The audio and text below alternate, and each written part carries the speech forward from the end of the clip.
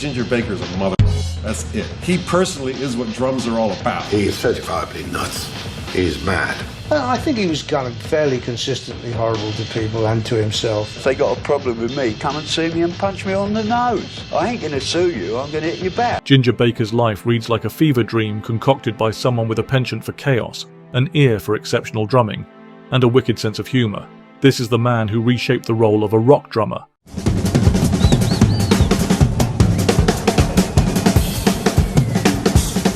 Pioneering the genre's sonic possibilities, while living a life so erratic that one wonders how he lived to tell the tale, or whether he was simply too stubborn to quit.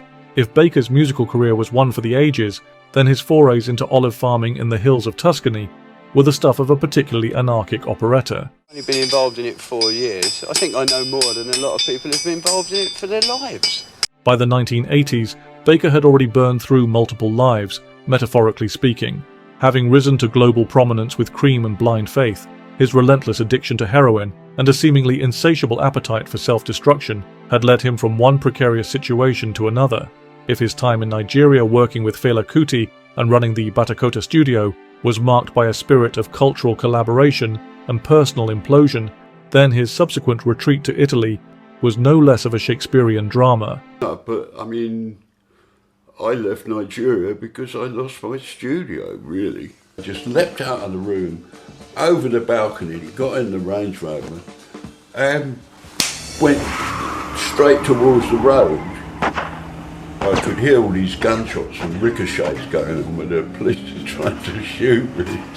Baker wanted peace, but peace, it seemed, wanted nothing to do with him. After financial troubles forced the closure of his Nigerian studio, Baker was adrift. He needed not just a change of scenery, but a wholesale transformation of his lifestyle, or at least something far removed from the trappings of fame, music, and his crippling drug habit. Cue Tuscany, a pastoral paradise of rolling hills, rustic farmhouses, and some of the world's best olive oil. For Baker, it was the antidote to his turmoil, or so he hoped. He bought a derelict olive farm, moved into a crumbling house atop a mountain, and set about transforming his life through honest, grueling work. I've got to get away from anybody I know if I'm ever going to get straight. So I decided to go to Italy. I've been on this place right on top of a mountain. I didn't know anybody.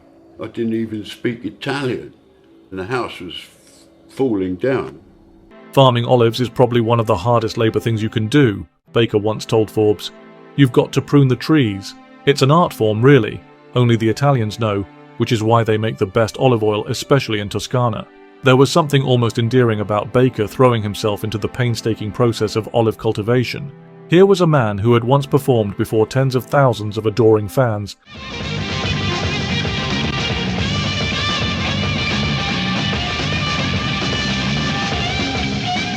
Now learning to wield pruning shears like his life depended on it, which in a sense it did. Of course, nothing in Ginger Baker's life was ever straightforward.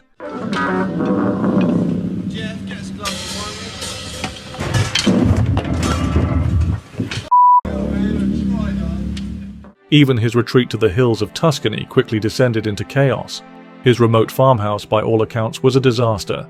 Bill Laswell, the bassist and producer who later coaxed Baker back into music, visited the farm in the mid-80s and was horrified by what he found. Fairly pretty obscure situation, rough situation. And in the house, which was completely in kind of shambles, I think there was 2 horses and 7 dogs, no electricity, and a room that overlooked the mountain with a drum kit in it, only a drum kit.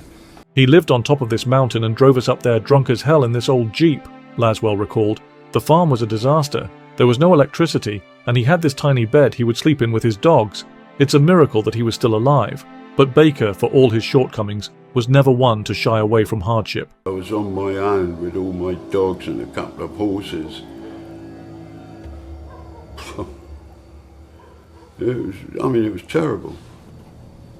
He threw himself into the grueling demands of olive farming with the same reckless abandon he brought to everything else in his life. Days were spent labouring under the unforgiving Tuscan sun, pruning, harvesting, and trying to coax oil from trees that were probably wondering who this mad Englishman was and why he was shouting at them. Nights, meanwhile, were a different kind of drama altogether. The locals, understandably perplexed by Baker's arrival, began to view him with suspicion. It didn't help that he wasn't exactly blending in. Baker, with his fiery temper and erratic behavior, wasn't the type to charm the neighbors over a glass of vino. The rumors began to spread. Accusations that he was selling drugs, completely unfounded but all too believable given his history, gained traction. And then there was the Mafia. Yes, even in his pursuit of agrarian tranquility, Ginger Baker managed to get on the wrong side of organized crime. It's hard to imagine exactly how an olive farm in the Tuscan hills became entangled with the local mafia, but if anyone could make it happen, it was Baker. Yeah. Oh, shit, sorry. The details are murky, but it seems his olive oil business had somehow drawn their ire. Perhaps they thought he was stepping on their territory, or perhaps they simply didn't like him. Either way, tensions mounted, and the situation took a decidedly darker turn. The final straw came when Baker's beloved dog was killed. For a man who seemed to regard his dogs as the only truly reliable companions in his life, this was an unforgivable act. It was also a message, and not a subtle one. Baker knew it was time to go. As much as he loved the farm, the olive trees, and the hard-won sense of purpose they gave him, the writing was on the wall.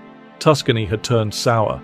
It's tempting to view this chapter of Baker's life as yet another example of his talent for self-destruction, but that would be missing the point. There's something almost heroic, albeit tragically so, about his attempts to carve out a different kind of life for himself. He wanted something simpler, something real, and for a brief moment he had it.